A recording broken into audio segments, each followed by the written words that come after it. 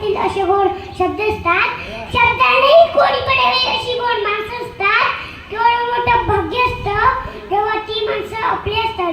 आदरणीय व्यासपीठ राजहंसाप्रमाणे दुधांनी पाण्यावर करणारे त्यांना बरेचशा सुंदर श्रोते हो, मी प्रथम सर्वांना अभिवादन करतो.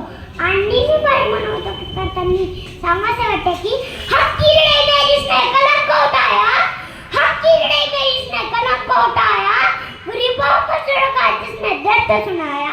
ओ त्यांना भाऊसाटे, ओ त्यांना भाऊसाटे, गंजन की आवाज उनके लेखनी से आई क्रांती की आवाज. एक गुशे 20 मध्ये चांगल्या जिल्ह्यातील वाटेगाव या छोट्याशा गावामध्ये गावकुशाच्या मांगोळ्यामध्ये ओळवे साठे आणि बाराव साठे यांच्या घरामध्ये एका छोट्याशा मुलाचा जन्म झाला. कधी झाला तर 1920 मध्ये झाला. 1920 नंतर आज आपण त्यांचा कार्यक्रम तुळशी या गावामध्ये साजरा करतो. का करतो त्याचे कारण हे काय हे समजून घेणे अत्यंत महत्त्वाचे आहे.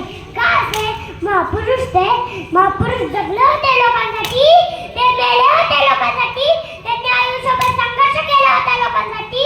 म्हणून आज आपण त्यांचा कार्यक्रम साजरा करतो. या देशाच्या नकाशामध्ये दररोज कितीतरी माणसं जन्माला येतात आणि दररोज कितीतरी माणसं मरतात. परंतु काय अशी माणसं असतात की मेल्यानंतर सुद्धा आपल्या स्मरणात राहतात. त्यांचे विचार, त्यांचं कार्य आणि त्यांनी परिपूर्ण परिस्थितीवर केलेली मात या साऱ्या गोष्टी त्यांच्या आपल्या कायम डोक्यात, मनात, मस्तकात राहतात. पृथ्वी शेष नावाच्या मस्तकावर तरलेली नसून गरीब, दलित, कष्टकरी यांच्या तळावर तरलेली आहे. शब्दाची खाण, महाराष्ट्राची शान, भोजनाची आण, अण्णाभाऊंची लेखणी आहे, जगात लेखणी आहे. जगात लेखणी 15 ऑगस्ट रोजी आपल्या भारताला स्वातंत्र्य मिळाले.